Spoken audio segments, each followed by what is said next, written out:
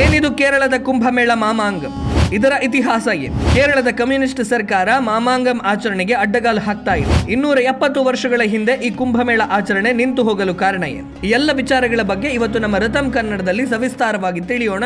ಈ ವಿಡಿಯೋವನ್ನ ಕೊನೆ ತನಕ ನೋಡಿ.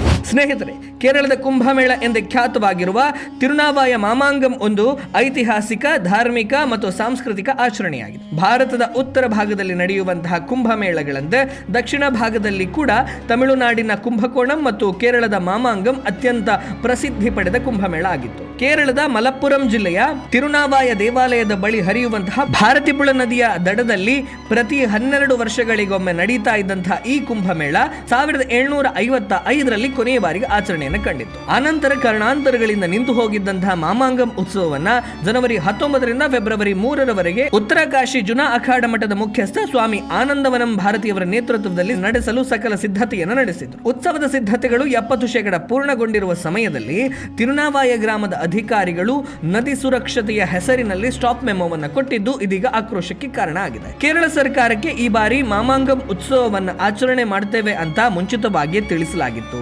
ಇದರ ಸಿದ್ಧತೆಯ ಕುರಿತು ಅಧಿಕಾರಿಗಳಿಗೆ ಕಾಲಕಾಲಕ್ಕೆ ಮಾಹಿತಿಯನ್ನು ನೀಡುತ್ತಾ ಇದ್ದೆವು. ಇದೀಗ ಹಠಾತ್ ಸ್ಟಾಪ್ ಮೆಮೋ ನೀಡಿದ್ದು ಸರಿ ಅಲ್ಲ. ಇದನ್ನ ಪುನರ್ ಪರಿಶೀಲನೆ ಮಾಡಬೇಕು ಅಂತ ಆನಂದವನಂ ಭಾರತಿ ಅವರು ಸರ್ಕಾರಕ್ಕೆ ಆಗ್ರಹ ಮಾಡಿದ್ದಾರೆ. ಇದು ಕೇರಳದ ಕಮ್ಯುನಿಸ್ಟ್ ಸರ್ಕಾರ ಮಾಮಾಂಗಂ ಉತ್ಸವವನ್ನು ನಿಲ್ಲಿಸಲು ಬೇಕೆಂದೇ ಮಾಡಿರುವ ಕುತಂತ್ರ ಅಂತ ಕೂಡ ಹೇಳಲಾಗ್ತಾ ಇದೆ. ಏನಿದು ಮಾಮಾಂಗಂ ಉತ್ಸವ?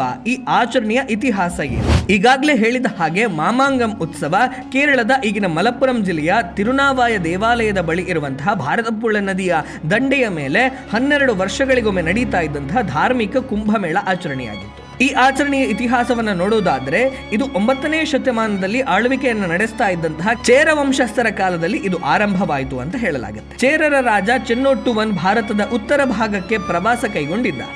ಆ ಸಮಯದಲ್ಲಿ ಗಂಗಾ ನದಿಯ ತಟದಲ್ಲಿ ನಡೀತಾ ಇದ್ದಂತಹ ಕುಂಭಮೇಳವನ್ನು ವೀಕ್ಷಿಸಿ ಆಕರ್ಷಿತನಾಗಿ ಇದನ್ನ ತನ್ನ ರಾಜ್ಯದಲ್ಲೂ ಪ್ರಾರಂಭಿಸಬೇಕು ಅಂತ ನಿರ್ಧರಿಸಿದ. ಹೀಗೆ ಪ್ರಾರಂಭವಾದ ಉತ್ಸವವನ್ನ ಮಾಮಾಂಗಂ ಅಥವಾ ಮಾಘ ಮಹೋತ್ಸವ ಅಂತ ಕರೆದ. ಜರ್ಮನ್ ಮಿಷನರಿ ಹರ್ಮನ್ ಗುಂಡರ್ಟ್ ಅವರು ಮೂಲ ಸಂಸ್ಕೃತ ಕೃತಿಯಿಂದ ಅನುವಾದ ಮಾಡಿದಂತಹ ಕೇರಳ ಮಹಾತ್ಮ ಮತ್ತು ಕೇರಳೋತ್ಪತ್ತಿಯಂತಹ ಐತಿಹಾಸಿಕ ಗ್ರಂಥಗಳು ಮಾಮಾಂಗಂನ ಹಬ್ಬವನ್ನ ವಿವರವಾಗಿ ತಿಳಿಸುತ್ತೆ. ಅದರ ಪ್ರಕಾರ ತಿರುನಾವಾಯದ ಹಿಂದಿನ ಹೆಸರು ನವಯೋಗಿಪುರ. ಕೆಲವು ಐತಿಹಾಸಿಕ ಘಟನೆಗಳ ನಂತರ ಪ್ರತಿ 12 ವರ್ಷಗಳಿಗೊಮ್ಮೆ ತಿರುನಾವಾಯದ ರಾಜನನ್ನ ಆಯ್ಕೆ ಮಾಡಲು ಸೇರ್ತಾ ಇದ್ದಂತಹ ಮಹೋತ್ಸವವಾಗಿ ಮುಂದುವರಿದುಕೊಂಡು ಬಂದಿದೆ ಅಂತ ಈ ಕೃತಿಗಳು ತಿಳಿಸುತ್ತೆ. ಈ ಕೃತಿಗಳ ಪ್ರಕಾರ ಅಲ್ಲಿನ ರಾಜರ ರಾಜ ಕಿಂಗ್ ಆಫ್ ಕಿಂಗ್ ಆಗಿ ಪರಶುರಾಮನನ್ನ ಪಟ್ಟಾಭಿಷೇಕ ಮಾಡಲಾಗಿದೆ. ಈ ಮಾಮಾಂಗಂ ಉತ್ಸವದಲ್ಲಿ ಪುಣ್ಯ ಸ್ನಾನದ ಜೊತೆಗೆ 18 ಆಯುಧಾಭ್ಯಾಸಗಳು, ಯುದ್ಧಾಭ್ಯಾಸಗಳ ಪ್ರದರ್ಶನಗಳನ್ನು ಕೂಡ ನಡೆಸಲಾಗುತ್ತೆ. ಮಾಮಾಂಗಂ ಮಹೋತ್ಸವ ನಿಂತು ಹೋಗಲು ಕಾರಣ ಇದೆ. ಈ ಉತ್ಸವ 8ನೇ ಶತಮಾನದ ಚೇರರ ಕಾಲದಿಂದ 1755ರವರೆಗೆ ಯಾವುದೇ ವಿಘ್ನವಿಲ್ಲದೆ ನಡೆದುಕೊಂಡು ಬರ್ತಾ ಇತ್ತು. 1766ರಲ್ಲಿ ಕ್ಯಾಲಿಕಟ್ನ ಮೇಲೆ ಮೈಸೂರಿನ ಹೈದರಾಲಿ ಆಕ್ರಮಣವನ್ನು ಮಾಡಿದ.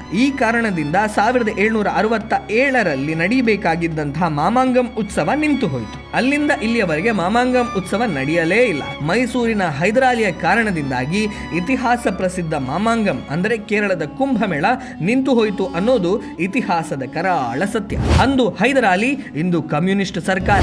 ಅಂದು ಹೈದರಾಲಿಯ ಆಕ್ರಮಣದಿಂದ ನಿಂತು ಹೋದ ಈ ಧಾರ್ಮಿಕ ಆಚರಣೆಯನ್ನ 270 ವರ್ಷಗಳ ಬಳಿಕ ಮತ್ತೆ ಆರಂಭಿಸುವ ಪ್ರಯತ್ನಕ್ಕೆ ಇದೀಗ ಕೇರಳ ಸರ್ಕಾರ ಅಂದರೆ ಕೇರಳದ ಕಮ್ಯುನಿಸ್ಟ್ ಸರ್ಕಾರ ಅಡ್ಡಗಾಲು ಹಾಕ್ತಾ ಇದೆ. ನದಿ ಸಂರಕ್ಷಣೆ ಕಾಯ್ದೆಯ ನೆಪದಲ್ಲಿ ಹಿಂದೂ ಸಾಂಸ್ಕೃತಿಕ ಆಚರಣೆಗೆ ಅಡ್ಡಿಪಡಿಸುವ ಸರ್ಕಾರದ ಈ ನಡೆಗೆ ಈಗ ಕೇರಳದಲ್ಲಿ ವ್ಯಾಪಕ ಆಕ್ರೋಶವು ವ್ಯಕ್ತವಾಗುತ್ತಾ ಇದೆ. ಸ್ನೇಹಿತರೆ, ಇದಿಷ್ಟು ವಿಷಯ. ಮುಂದೆ ಮತ್ತೊಂದು ವಿಷಯದ ಜೊತೆಗೆ ನಿಮ್ಮ ಮುಂದೆ ಬರ್ತೇನೆ. ಅಲ್ಲಿಯವರೆಗೆ ನಮಸ್ಕಾರ.